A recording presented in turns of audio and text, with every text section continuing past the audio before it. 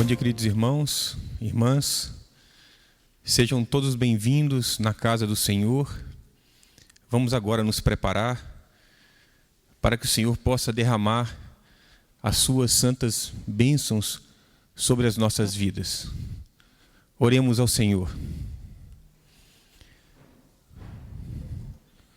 Pai amado, queremos agradecer este momento precioso, aonde nós estaremos diante da Tua Santa Palavra.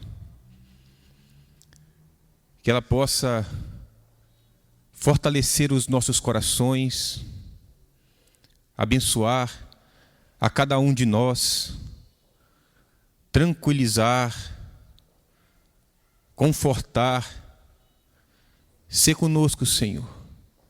Queremos também pedir perdão pelos pecados,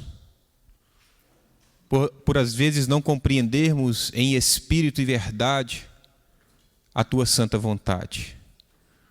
Por isso, nesta manhã, que o Senhor possa derramar fortemente o Teu Santo Espírito sobre todos nós. Sê conosco, hoje e sempre. Pai nosso que estais nos céus, santificado seja o vosso nome.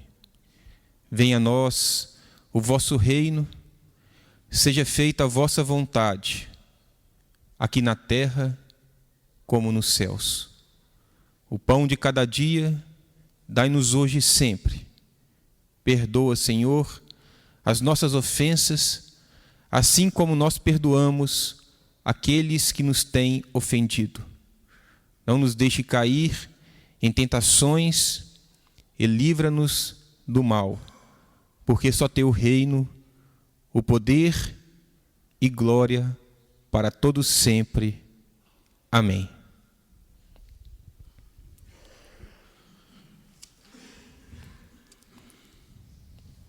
Hoje nós escolhemos para exortação Carta aos Efésios, capítulo 5, aonde o apóstolo ele vem nos exortar ao amor e à pureza. Nós vivemos dias difíceis, aonde nós somos sugestionados por todos os lugares, telenovelas, artistas, filmes, e pelo espírito deste mundo, a fazermos coisas contrárias à palavra de Deus. É bom nós estarmos atentos a estas coisas, irmãos, porque o Espírito, por meio da palavra, toda semana vem nos chamar a atenção. Tome cuidado com os conceitos deste mundo, com a doutrina que é pregada nesta humanidade, porque às vezes nós poderemos cair nas armadilhas do inimigo de Deus. Por isso o apóstolo Paulo diz que nós temos que ter esta armadura, calçar os nossos pés na preparação do santo evangelho, porque sem evangelho nós estaremos perdidos. Imaginemos se nós formos para uma guerra. Se não tivermos uma roupagem especial, não vamos suportar a luta. Vamos sucumbir, vamos cair e morrer.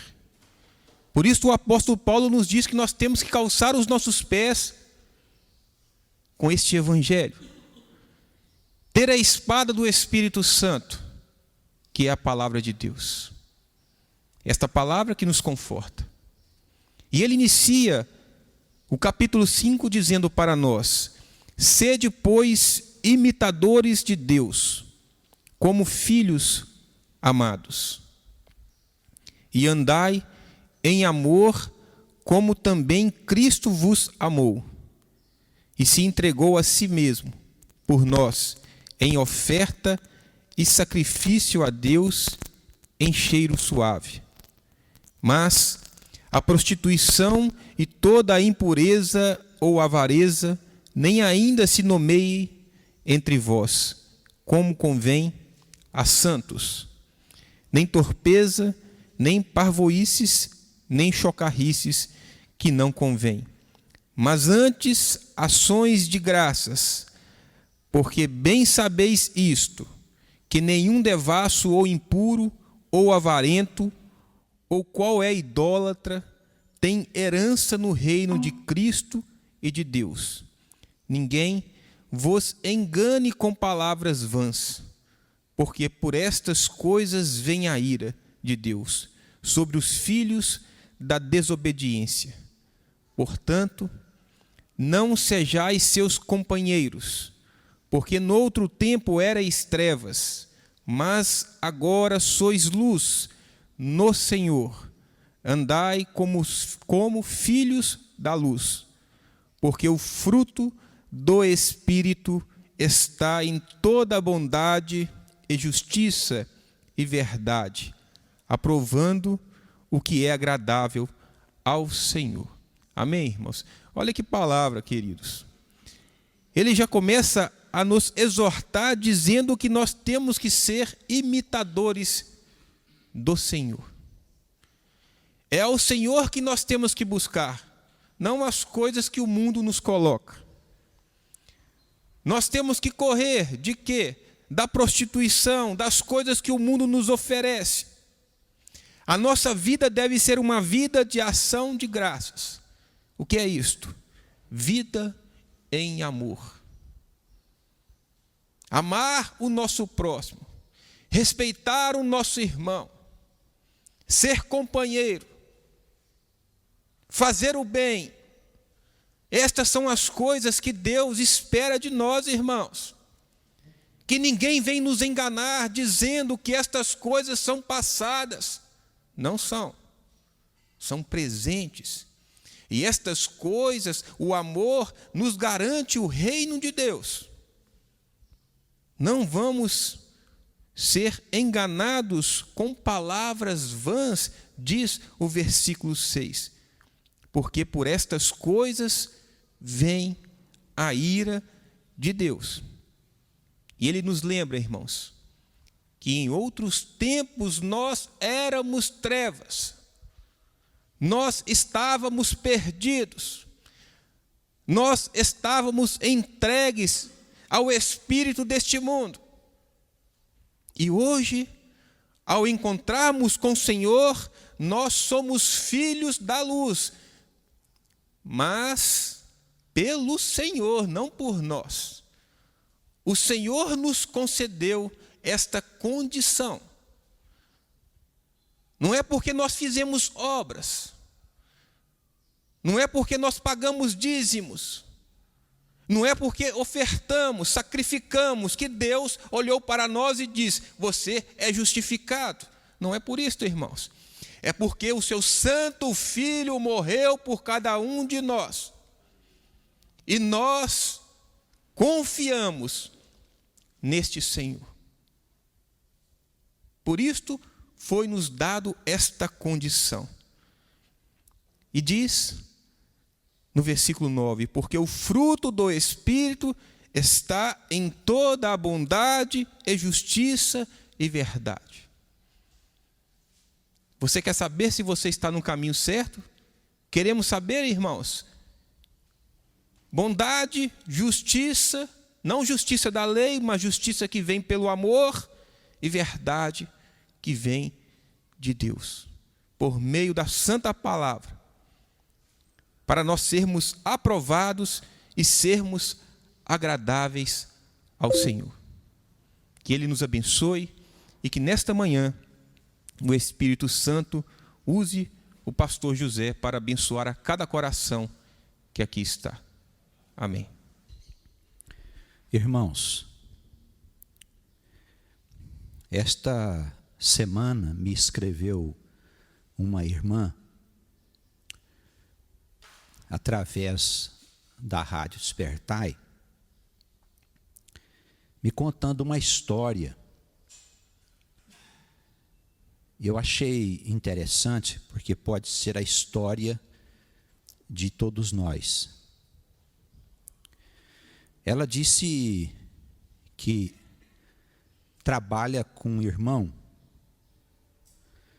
da sua igreja. E lá no serviço dela, eles fizeram amizade. Ela solteira e ele casado. E ele resolveu fazer uma visita a ela num dia em que ela estava sozinha em casa. E eles acabaram iniciando um relacionamento extraconjugal. E ela escreveu perguntando o que deveria fazer, porque estava prestes a acabar com o casamento do rapaz. Isso dentro da igreja. Irmãos, eu recebo muitas cartas parecidas. E a coisa é tão grave que vai até no nível pastoral. Pastores que abandonam suas mulheres para viver uma nova experiência de vida conjugal. Olha, irmãos, o pessoal está brincando com Deus. Brincando. O diabo, ele quer destruir a igreja, e para isso, ele sabe como fazer para destruir a família. Essa coisa de liberdade hoje que nós temos aqui no mundo ocidental, que todo mundo faz o que bem entende, isso virou a via da perdição das pessoas. As pessoas acham que elas podem sair, se deitar com A, com B, com C. Isso é Satanás, irmãos. Isso é o diabo destruindo as famílias. Nós precisamos estar vigilantes. O que é que um homem casado tem que fazer na casa de uma mulher solteira? Fala para mim, irmãos. O que homem casado tem a ter amizade com mulher solteira? Com mulher separada, com mulher divorciada? Fala para mim, irmãos. Olha, nós não podemos brincar com Deus, viu? Não podemos brincar com Deus, porque a ira de Deus vem sobre nós.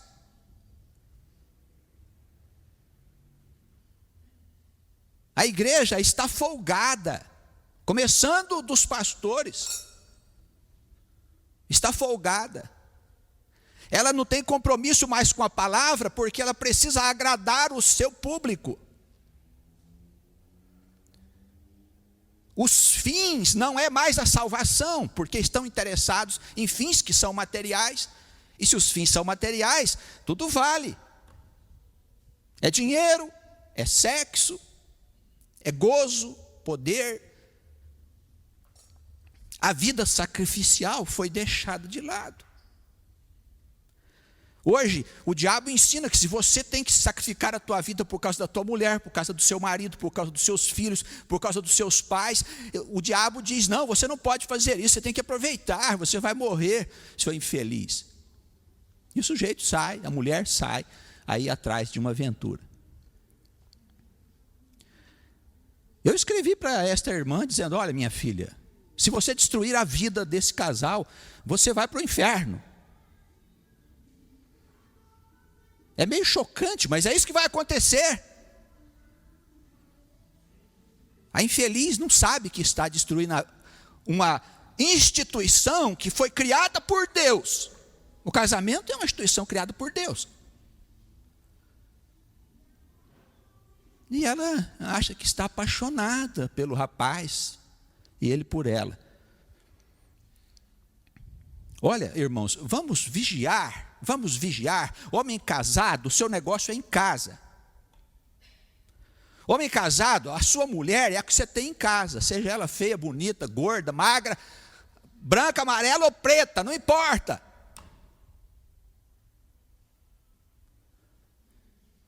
Você casou com ela, você casou com ele. Só existe uma circunstância que você pode se separar, prevista na Escritura, chamada prostituição. Não é nem adultério, viu? Adulterar Quando adultera, nós temos que tentar conversar, acertar o casamento para ver o que é que está acontecendo. Prostituição é quando o cônjuge quer ficar na bagunça. O outro não tem que suportar isso não, a palavra permite separação.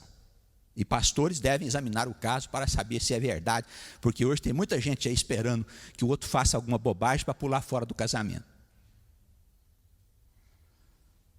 Nas demais situações, não há nenhuma situação prevista que você possa pensar em deixar a tua casa, teus filhos e tua mulher, teu marido, por causa de uma mulher, por causa de um homem, não importa quem ele seja. Nós estamos alertando a igreja. Marido, seu negócio é em casa, não é boteco não.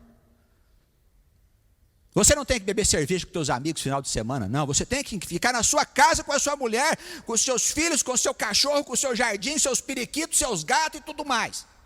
Isso que você tem que fazer. Mulher, você não tem que ter amizade, confusão, sair com uma amiguinha, para onde, nada. Você tem que cuidar da sua casa, do seu marido, dos seus filhos. Isso é casamento. E casamento à moda antiga. Casamento à moda moderna, você esquece. Você pode até separar pela internet hoje, é até bonito. Entra na internet lá, pede a separação pela internet. O pessoal está brincando, o pessoal está brincando com Deus. A palavra diz muito claro, qualquer que deixar sua mulher e casar com outra mulher, está cometendo adultério. E quem se casar com os separados, comete adultério também. Não é a palavra de Moisés não, viu irmãos? A palavra de Jesus Cristo, nosso Senhor, Salvador.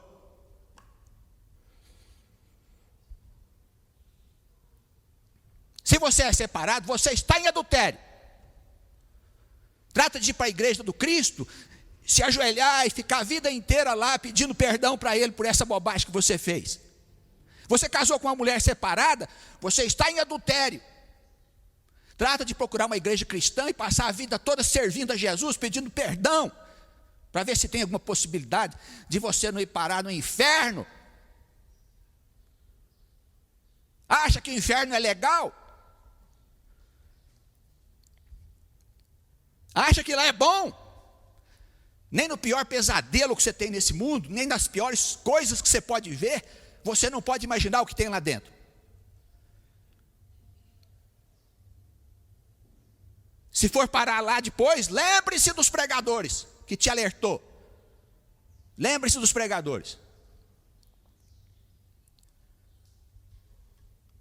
Olha, irmãos, tenha cuidado, viu? Cuida da tua família, da tua casa, da tua mulher, do seu marido. Marido tem que viver para a mulher, mulher tem que viver para o seu marido. Não importa em que circunstância. Esquece a vida mundana. Se você gosta de beber com seus amigos, esquece isso aí, irmão. Não tem uma coisa pior do que um lugar onde o sujeito fica bebendo cerveja e conversando o que não convém. O diabo está ali e logo vão aparecer as sirigaitas ou os moços bonitinhos à procura de aventura. Vai com ele para você ver o que vai acontecer. Vai. Como diz o Provérbios, é doce como mel. A hora que cai no estômago, você vai ver o que é amargo. Amargo como fel. Olha, irmãos, seria maravilhoso se a instituição casamento fosse uma coisa humana, sabe? Seria maravilhoso, porque nós poderíamos desfazer isso e fazer a hora que a gente quisesse. Nós atravessamos 2000 anos de história com os homens lutando com esta palavra, para que nós tivéssemos um resquício de civilização. Que o homem tivesse uma mulher só e a mulher tivesse um homem. E que eles mantivessem a sua relação até o fim dos dias. Mas os pensadores modernos, os humanistas, os filósofos, os blá blá blá, que não têm nenhum conhecimento sobre a verdade, inventaram a dissolução do casamento. Modernidade. Está afundando tudo e é modernidade. Nossa, mas por que tanta violência? Estupraram uma menina de 12, 13 anos. Imagina, ele fez sexo com uma criança de 3, 4 anos. Como? Liga a sua televisão para você ver como que eles aprenderam a fazer e cometeram as violências. A mulher assassinou o marido, cortou ele em pedacinhos, pôs dentro da mala, levou embora para jogar lá no lixo. Cortou o marido em pedacinho, mas como? É fácil, liga a televisão, vê como é que eles cortam os mortos com serra elétrica. Eles estão brincando. Vocês mesmo criaram o mal, e agora ele tomou forma. E aí? E assim os exemplos estão à mostra para todos que querem ver. A instituição que nós conseguimos, com muita luta, o Senhor conseguiu implantar no mundo, chamada casamento, que é a base da sociedade, está sendo destruída. Está sendo destruída por Satanás, é o diabo, um espírito que está por lá de lá, e o homem se deixa arrastar. Olha, vamos assumir de uma vez por todas as nossas responsabilidades perante a nossa relação conjugal. Isso não é brincadeira não. Olha, se você quer se divertir, não casa não, tá certo? Fica na prostituição. Mas se você casou, meu irmão, minha irmã, você assumiu um compromisso perante Jesus, perante Deus. E aí, esta palavra do Senhor fala muito forte: qualquer um que deixar a sua mulher e se juntar a outra, comete adultério. Interessante que ele não fala aqui que qualquer mulher que deixar o seu marido, não vale para a mulher? É claro que vale, mas sabe por quê? Ele fala qualquer homem que deixar a sua mulher, porque a responsabilidade pela casa é do marido.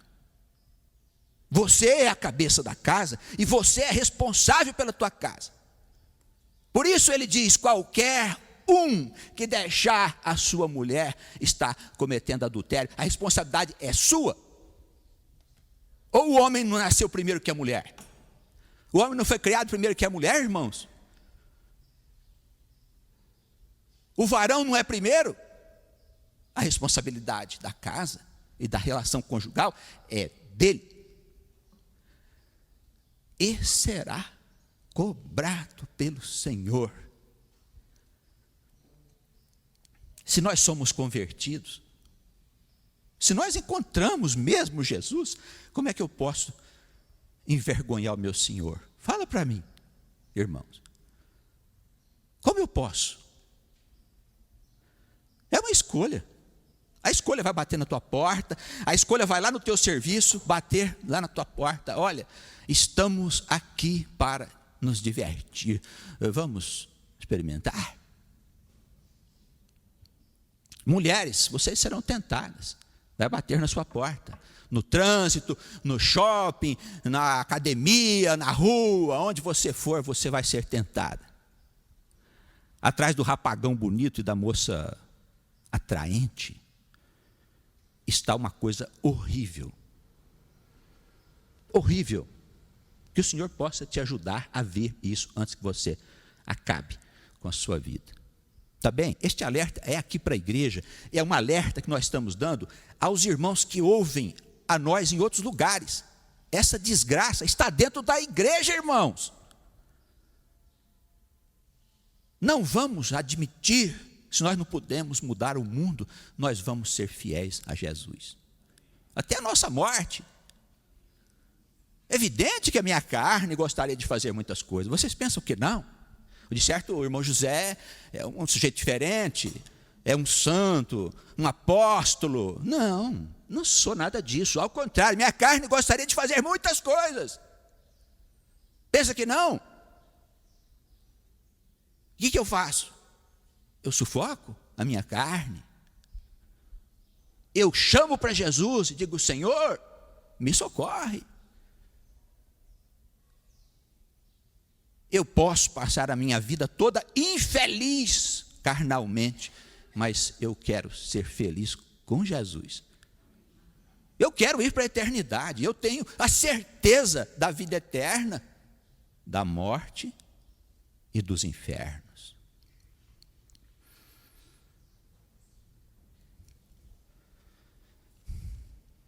Irmãos, vamos tratar com seriedade as coisas de Deus. Por favor, vamos ao Evangelho segundo Marcos, capítulo 12. Em Marcos capítulo 12, a partir do versículo 35, nós vamos tratar de duas questões que são importantes.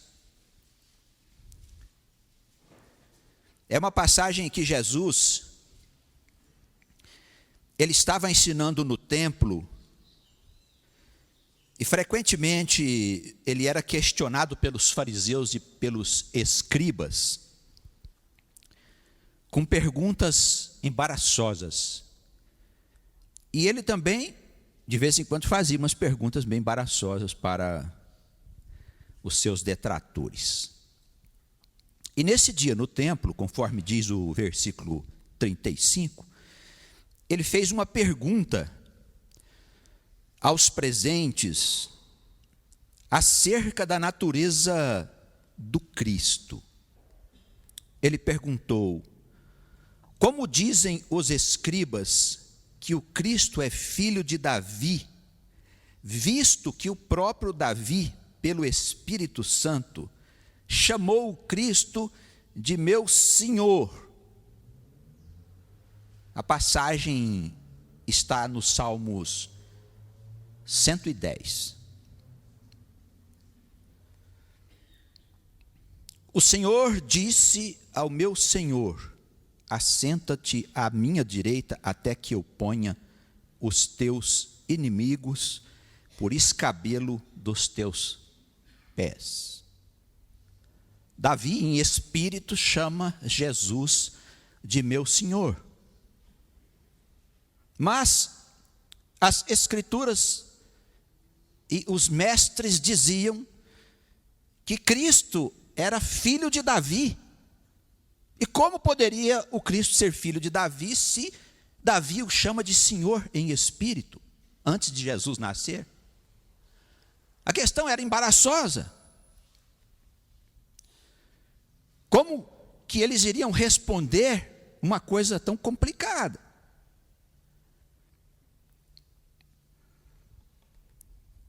Acontece que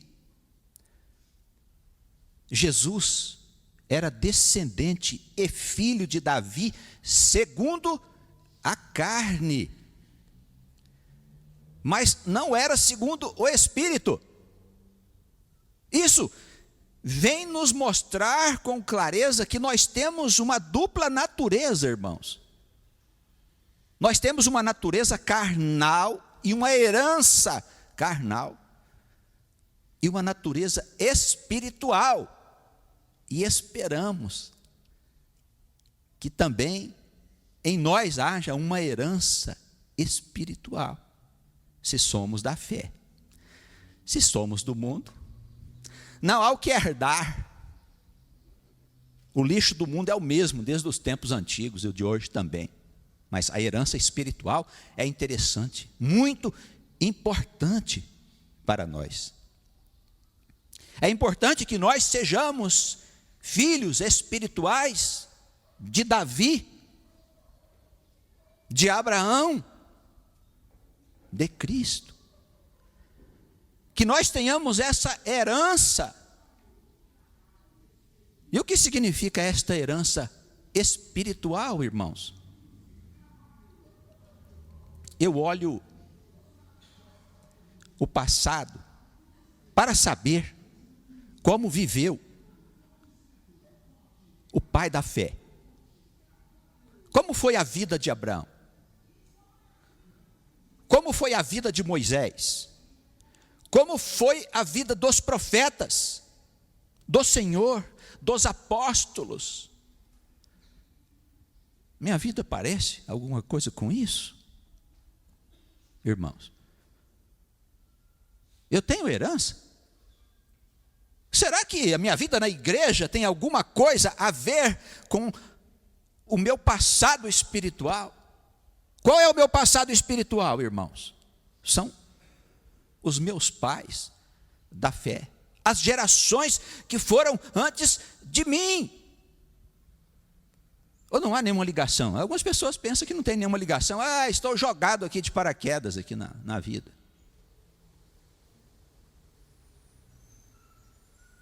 Deus me ajuda, Deus me ajuda, Deus me ajuda, Deus vai me ajudar, Deus vai me dar vitória, Deus vai me dar sucesso, Deus vai me dar prosperidade, Deus vai me dar saúde. Acha que é só isso mesmo, é? Acha que você não tem que fazer nada? Olha para a tua vida, meu irmão, minha irmã. Vê se você tem herança espiritual. Não importa a sua herança carnal, de onde você nasceu fisicamente. Não importa. O que importa é a herança espiritual.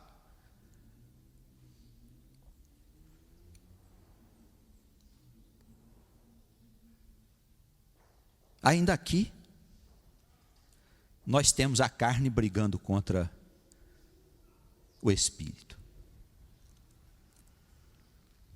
Os fariseus não tinham esse conhecimento, os escribas, os saduceus, eles não sabiam que havia uma herança espiritual.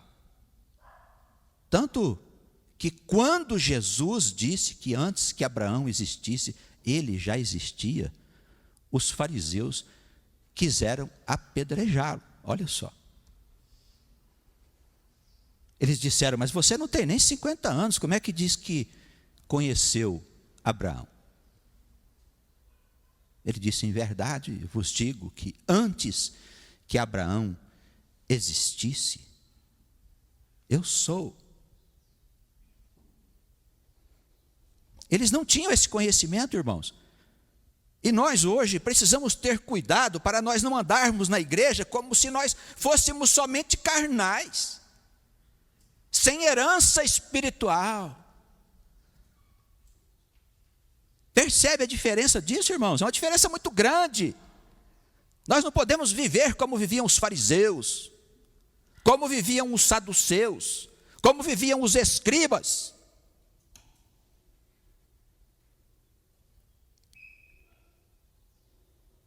Eles estavam no templo. Eles estavam na sinagoga, nas igrejas. Achavam que estava tudo certo. Eles tinham conhecimento, conheciam as escrituras. Eles tinham tradições, eles tinham colocado na igreja, na sinagoga, muitas práticas que, de maneira alguma, tinha razão de ser, mas tinham colocado. Mas eles viviam carnalmente, achando que estavam salvos. Quem é que os enganou?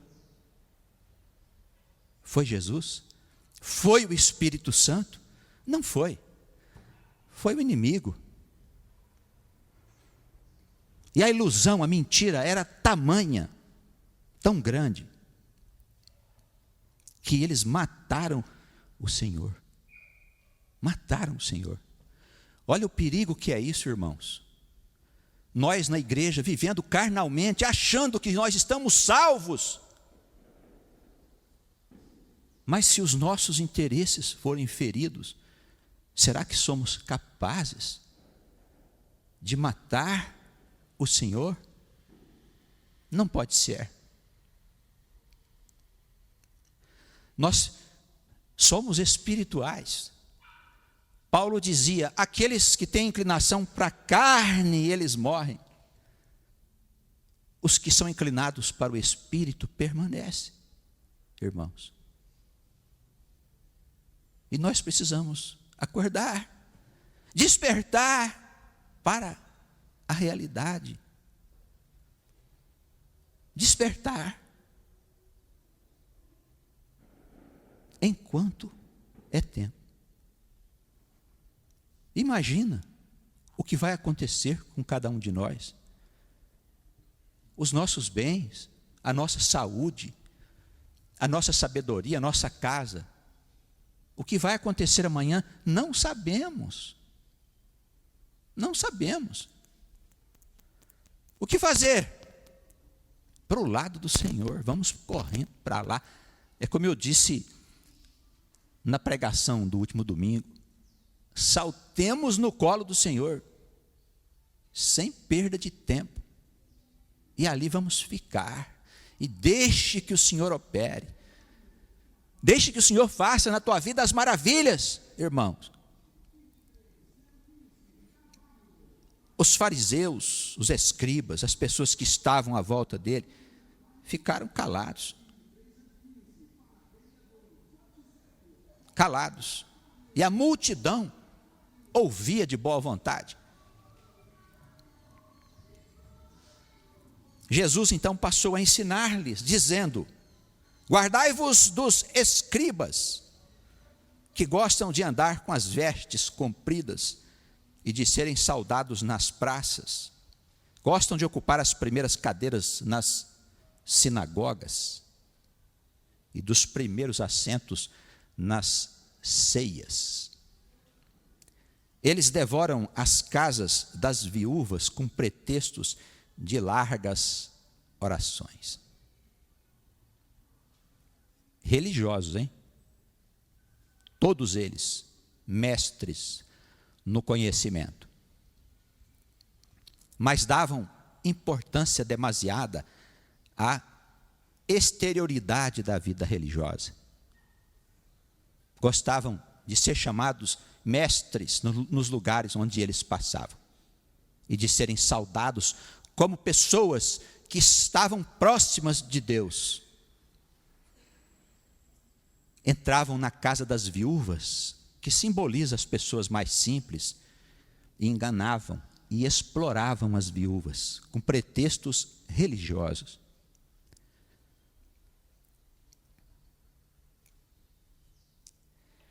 O Senhor diz: estes receberão mais grave condenação. Por quê? Porque estavam à frente das sinagogas. Percebe, irmãos? Se somos pastores, evangelistas, missionários, reverendos, irmãos, a nós, maior cota de sacrifício. Maior cota de sacrifício. Nós não temos o direito de ser felizes carnalmente, irmãos. Não temos esse direito. Nós que estamos à frente da igreja, ainda que nós passemos a nossa vida infeliz carnalmente, nós precisamos nos mirar na felicidade que Cristo nos oferece. Aí cada um veste a roupa como pode.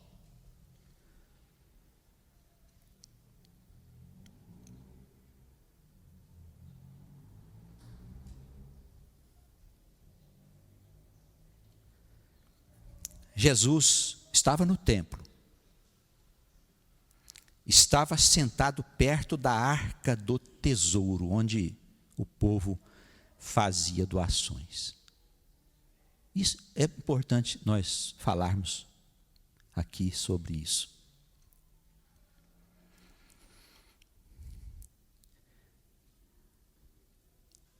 Observavam a maneira como a multidão lançava o dinheiro na arca do tesouro. Havia muitos ricos que jogavam grandes quantidades de dinheiro. E uma pobre viúva passou diante da arca e jogou 2 pequenas moedas que valiam meio centavo.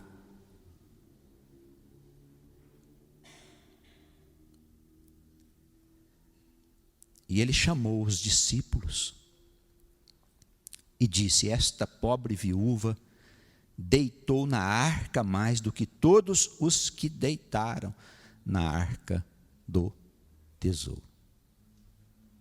Meio centavo valendo mais do que todas as doações feitas naquele dia. Irmãos, se somos carnais, nós vamos dizer que não é possível. É como a história de Davi chamar Jesus de meu Senhor. Não é possível. Como que pode meio centavo valer mais do que toda a doação feita naquele dia?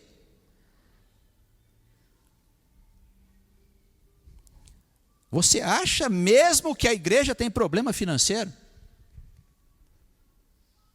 Você acha mesmo que a igreja precisa de dinheiro? Como se nós tivéssemos como fim a juntar uma grande quantidade de dinheiro. É essa a finalidade da igreja?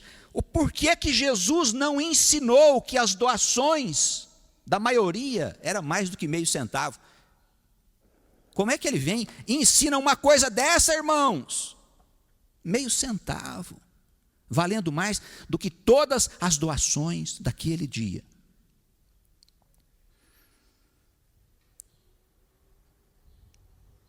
A gente vê os cientistas políticos, os pensadores, os economistas lutando para distribuir a renda no mundo. E fazem bem, não estamos criticando. Mas são carnais. Eles não enxergam além da morte, irmãos. Eles não enxergam além do tempo em que eles nasceram. Atrás, nem o passado, e nem o presente, e nem o futuro. Eles não podem compreender bem o presente, eles não sabem do futuro. O problema do mundo não é de distribuição de renda, irmãos. Pode distribuir direitinho, daí algum tempo desajusta de novo. Porque nem todos são capazes de preservar aquilo que têm, materialmente. Percebe? Vamos imaginar, vamos pegar o dinheiro todo do Brasil, 140 milhões de habitantes, vamos dividir igualmente para todos. E deixa o povo comprar, vender e fazer negócio. Dentro de 6 meses a 1 ano, já vai haver um desequilíbrio. Ora, se o problema fosse material, todos saberiam preservar. Mas o problema não é de dinheiro, o problema é falta de amor. É falta de sinceridade. Eu vou repartir com o meu irmão o que eu tenho. Não importa se é 1 centavo, ou 10 centavos, ou 20 centavos. O que o Senhor quer é uma atitude nossa de amor.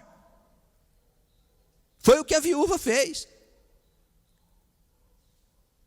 O Senhor ensinou ali dizendo, olha, o que a igreja precisa é a doação do amor, e não aquilo que sobra nas riquezas dos ricos.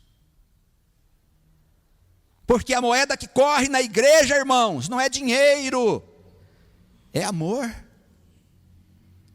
A igreja é uma comunidade de irmãos que precisa ajudar uns aos outros com tudo que puderem. Com tudo. Não estou falando só dos bens materiais, isso é fácil. Talvez até pudéssemos fazer um empreendimento aqui na igreja e nós trabalhássemos juntos, uma grande frente de irmãos, ganhando dinheiro para a nossa vida e tal e tudo mais. Nada disso, não se interessa o Senhor pelas riquezas.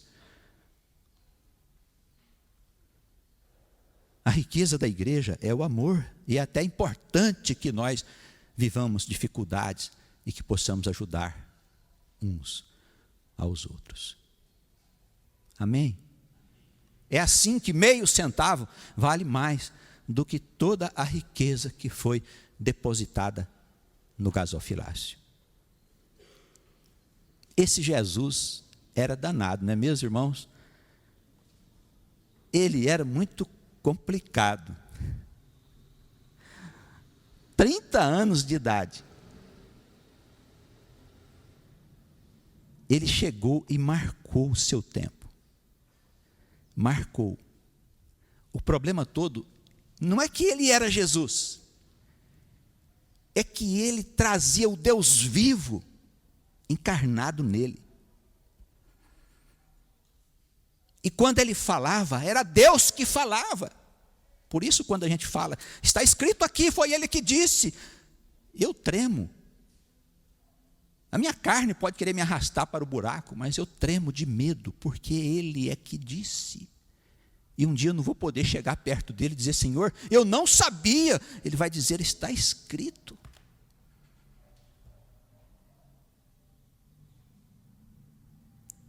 Ele provocou no tempo dele uma revolução, a ponto de ser morto pelos seus inimigos. Ainda bem, porque a cruz nos salvou. Amém?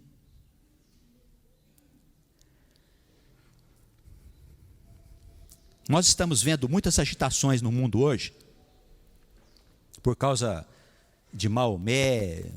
Uns malucos aí fizeram uns filmes, fazendo chacota do profeta, como eles fazem de Jesus. É gente a serviço do diabo. Eu li na Folha de São Paulo, acho que edição de ontem, um colunista na página 2, ali na segunda página, a mais importante do jornal, ele dizendo que agora descobriram um documento lá dos cristãos coptas, que diz que Jesus Cristo teve uma mulher. E ele então, olha, será que Jesus Cristo existiu mesmo? Eles são interessantes, né? É gente muito boa. Mal sabe que essas ideias que eles estão semeando no mundo é que estão desgraçando a vida das pessoas. Elas vivem sem amor, sem fé, sem esperança. No dizer de Paulo, olha, se vamos mesmo morrer, vamos comer, beber, não é? Mas se vamos morrer, o que vamos fazer? Vamos comer, beber, se divertir, gente. Claro. Mas e se houver uma vida além desse lugar? O que é bem provável. O mundo está numa ilusão. E todos vão à perdição conforme está escrito. Mas não creiam em mim? Senhores, doutores, sábios, observa o que vai acontecer no mundo. Não precisa crer. Ninguém é obrigado a crer. Jesus não quer que você creia, a não ser pela vontade do teu coração. Mas dá uma olhadinha no que vai acontecer nos próximos anos. O mundo vai ao fim por causa da falta de amor. Não do amor humano, viu, gente? Esse amor humano está aí na televisão para todo mundo ver. Esse não sustenta. Falta o amor de Deus, do Criador, viu? Do Criador. O que colocou as estrelas lá nos céus. Amém? Às vezes essa coisa de Maomé, de Buda, de orixá, de espíritos, guias, arcanjos, blá, blá, blá, confunde um pouco as pessoas, sabe? Confunde um pouco as pessoas. Jesus é só mais um mestre. A Escritura, que é o nosso referencial, ela diz uma coisa bem diferente. Jesus é o Senhor. Isso tem que ficar bem forte no nosso coração, em qualquer circunstância. É o Senhor. Vocês devem se lembrar, para nós concluirmos, do episódio dos endemoniados gadarenos. Os irmãos devem se lembrar. Os sujeitos eram loucos. Algumas narrativas falam de 2 endemoniados, outras narrativas falam de 1. Quando o Senhor passava por perto de um cemitério que ficava bem fora da cidade, havia naqueles lugares loucos que não podiam conviver com as pessoas. Eles eram amarrados em correntes e eles tinham uma força tal que eles destruíam as correntes. E saíam correndo por meio das campinas e viviam no cemitério. O Senhor ia passando por ali. Eles vieram correndo e se prostraram diante do Senhor. E disseram a ele: por que vieste nos aborrecer antes do tempo? Perguntado sobre quem eles eram, disseram: meu nome é Legião, porque somos muitos. E o Senhor afastou aqueles demônios e aqueles homens ficaram sãos do seu juízo. Quando te perguntarem quem é Jesus, você se lembra dessa passagem. O Satanás, com a sua falange diante do Senhor, tendo sido afastado da casa onde ele morava, ele perguntou ao Senhor: nós podemos entrar naqueles porcos? O inimigo perguntou para ele. A gente pode? Percebe, irmãos? Ele não podia entrar no porco sem ordem do Senhor. Percebe quem é Jesus? Eu quero ficar do lado dele, hein, irmãos? A gente pode entrar nos porcos? O Senhor disse: pode. Entraram nos porcos e jogou aquela manada de porco no despenhadeiro, caíram na água do mar. E foi um susto danado para aquele povo que estava ali. O inimigo é obrigado a se colocar diante do Senhor e escutar o que ele tem a dizer. Quando a palavra é anunciada na igreja pelo Espírito Santo, o inimigo não pode correr, não. Os espíritos malignos que estão atormentando as pessoas têm que ficar ali para ouvir a palavra de Deus, porque ela diz que eles vivem em pecado. E que toda a maldade que está sendo feita aos homens terá uma consequência. Com certeza, irmãos.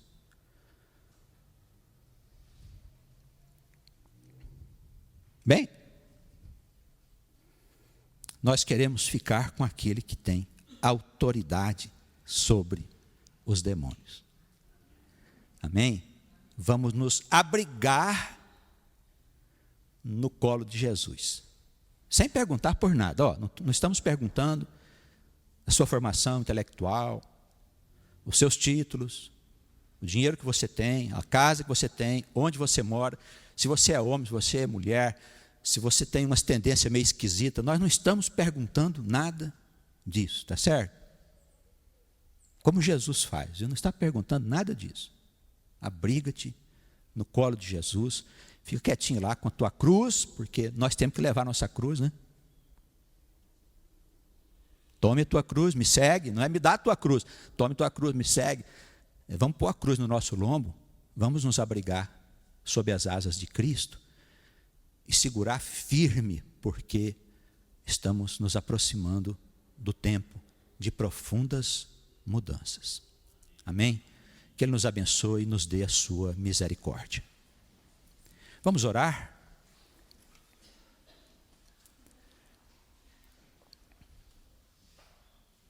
Igreja do Senhor, reunida agora num só coração, num só pensamento, irmãos, presentes aqui, irmãos de outros países e outros estados e cidades, todos nós reunidos agora, estamos clamando pelo Senhor, pela sua misericórdia, pela operação do seu Espírito agora, combatendo a influência dos demônios sobre as famílias, sobre os casais, sobre os jovens. Senhor, nos ajude. Pedimos pelos enfermos, os que estão gravemente enfermos, que o Espírito Santo opere nesse instante a cura e a libertação. E por derradeiro nós te rogamos que os teus poderes, Senhor, possa afastar de nós a nuvem escura que está sobre os nossos lombos, nós possamos enxergar a luz, possamos compreender melhor tudo aquilo que está à nossa volta, para nós não sermos enganados. Permaneça conosco, Senhor, o teu Santo Espírito, agora e sempre. Amém.